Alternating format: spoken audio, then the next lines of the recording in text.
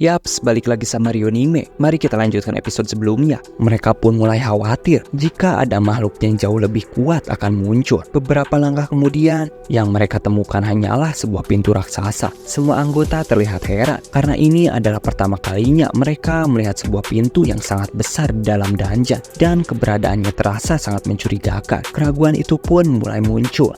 Antares juga menyadari kegelisahan para anggota lain, terlebih lagi karena ia sendiri dapat merasakan kekuatan besar yang berasal dari balik pintu tersebut. Tanpa berlama-lama, Antares langsung membuka pintu raksasa itu. Salah satu anggota lain sempat mencoba menghentikannya, namun Antares dengan cepat melempar salah satu anggota ke arah pintu masuk untuk memastikan apakah terdapat jebakan. Ternyata tidak ada jebakan apapun. Setelah itu, mereka semua melangkah masuk ke dalam ruangan tersebut. Obor-obor di dalam ruangan itu tiba-tiba menyala satu persatu. Para anggota raid merasa sedikit lega karena akhirnya ada pencahayaan di dalam ruangan tersebut. Mereka terlihat kagum saat melihat isi ruangan itu karena begitu banyak patung berdiri di sana. Namun di saat yang sama, mereka juga merasa heran karena tak ada satupun monster yang berada di tempat tersebut. Hingga akhirnya mereka pun memutuskan untuk berpencar dan memeriksa keadaan sekitar. Beberapa dari mereka tampak ketakutan ketika melihat patung Dewa Batu dan berharap patung tersebut bukan penguasa ruangan ini. Antares kemudian menunjuk ke arah sebuah patung mencurigakan yang sedang memegang sebuah tanda bertulisan kuno. Anggota raid yang melihatnya bertanya, apakah ada yang bisa membacanya? Di dalam hatinya, Antares berpikir apakah mereka semua tidak bisa membaca tulisan itu karena jelas di situ tertulis aturan kuil tersebut. Antares pun membacanya, namun sebelum ia sempat menyelesaikannya,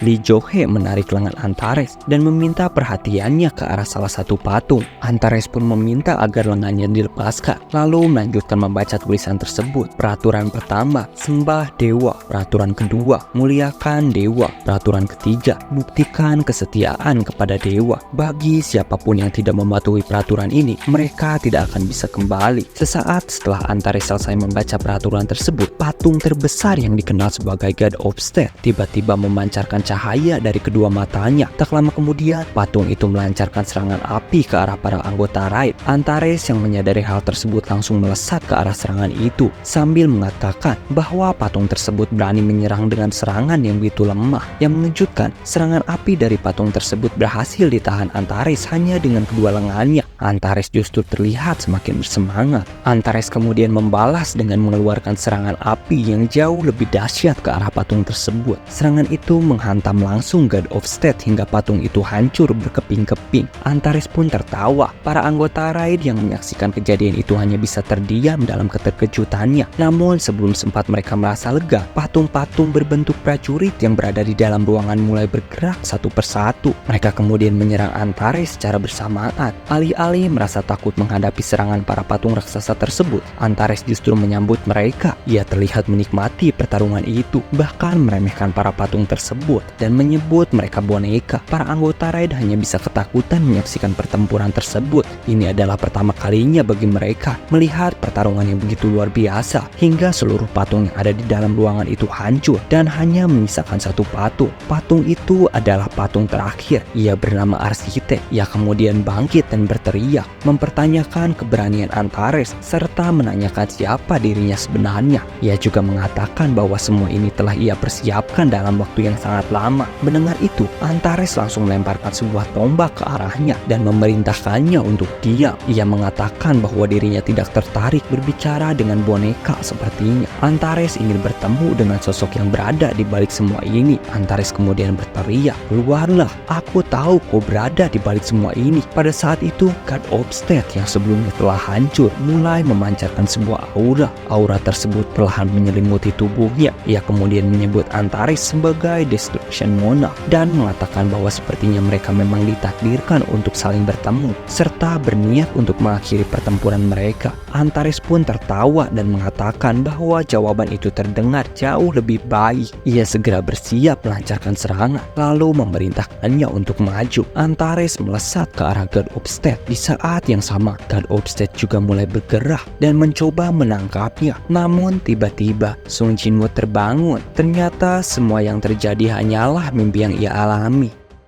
Setelah bertahun-tahun berlalu di sebuah kantor polisi, Lisan, seorang detektif baru, mendengar banyak rumor tentang seorang detektif legendaris yang dikenal dengan julukan Ghost. Detektif itu dirumorkan berhasil menyelesaikan banyak kasus yang sangat sulit dipecahkan dengan tingkat keberhasilan mencapai 90%. Dikatakan bahwa setiap tersangka yang berhadapan dengannya tidak pernah mampu untuk mengelak. Mereka selalu menceritakan semuanya dengan jujur. Ia juga dikenal sering menolak setiap kali diminta untuk dipromosikan ke jabatan yang lebih tinggi karena ingin mendedikasikan hidupnya sepenuhnya pada pekerjaannya. Lisan yang terlihat begitu tegang kemudian dihampiri oleh seorang senior. Senior itu memberinya secangkir kopi sambil berkata agar Lisan tidak terlalu tegang. Tak lama setelah itu, Lisan pun berkata, "Kepala departemen mengatakan kepada aku bahwa aku akan bertemu dengan Hunter Sung di sini." Mendengar itu, sang senior menjawab, "Oh, Ghost maksudnya." Seketika Lisan terlihat sangat terkejut. Senior itu kemudian berkata bahwa tidak ada seorang pun yang pernah benar-benar tahu di mana dia berada dan kapan dia akan datang. Karena itulah mereka memberinya julukan Ghost. Pada akhirnya, semua ikut memanggilnya dengan sebutan yang sama. Seniornya juga berkata bahwa kopi yang tadi diberikan sebenarnya disiapkan untuk Ghost. Mendengar hal tersebut, tubuh Lisan langsung gemetar. Tak lama kemudian, Sung Jin-woo pun datang. Lisan terlihat semakin tegang ketika Sung Jin-woo muncul. Dialah Ghost yang selama ini selalu dibicarakan banyak orang. Senior itu kemudian bertanya kepada Sung Jin-woo, apakah semuanya berjalan dengan lancar? Sung Jin-woo menjawab bahwa semuanya berjalan dengan lancar. Setelah itu, Sung Jin-woo bertanya apakah dia anggota baru. Senior tersebut menjawab, "Ya, benar sekali." Tanpa ragu, Sung Jin-woo langsung merangkul Lisan dan berkata bahwa sepertinya ia akan mengajarkan beberapa hal kepadanya. Senior itu pun menanggapinya dengan mengatakan bahwa tidak masalah jika begitu. Sementara itu, Lisan terlihat begitu ketakutan. Di dalam hatinya ia bertanya-tanya apakah Sung Jin-woo tidak marah karena kopinya sudah diminum. Dengan suara gugup, Lisan kemudian bertanya kemana mereka akan pergi. Namun Sung Jin-woo justru balik bertanya mengapa Lisan ingin menjadi seorang polisi. Lisan menjawab bahwa alasannya karena ia ingin menangkap orang-orang jahat. Sung Jin-woo pun berkata bahwa mereka memiliki tujuan yang sama, lalu meminta Lisan untuk ikut dengannya. Ia menegaskan bahwa Lisan memang ingin menangkap orang jahat, bukan? Dengan rasa takut yang masih tersisa, mau tidak mau Lisan harus mengikuti Sung Jin-woo. Di dalam hatinya, Lisan masih sulit untuk percaya. Baru saja ia masuk ke divisi tersebut, namun sudah langsung mendapat kesempatan untuk diajari secara langsung oleh Ghost, sosok yang begitu ahli dan legendaris. Namun sesaat kemudian, setelah mereka menyelesaikan tugasnya, mereka kembali ke ruangannya. Ketika melihat Lisan yang tumbang, para rekan di kantornya mulai bertanya-tanya tentang kondisi anggota baru itu. Salah satu dari mereka menjelaskan bahwa Lisan telah mengikuti detektif Sung seharian penuh untuk menangkap para pelaku kejahatan. Sung Jin-woo yang terlihat sedang membuat sebuah laporan berkata bahwa ia tidak menyangka Lisan memiliki pengalaman dalam menghadapi para pelaku kejahatan. Meskipun tanpa menggunakan senjata, Aigris yang berada di balik bayangan langsung berkata bahwa seharusnya tugas laporan itu diberikan saja kepadanya. Tak lama setelah itu, saat Sung Jin-woo masih menyusun laporannya, ia mendengar sebuah perdebatan kecil di dalam kantor. Perdebatan itu membahas tentang seorang perempuan yang dilaporkan meninggal karena mengakhiri hidupnya sendiri. Seorang wanita itu terus berusaha meyakinkan seorang detektif agar mau kembali menyelidiki kasus tersebut. Ia yakin bahwa sahabatnya itu tidak mungkin meninggal dengan cara seperti itu.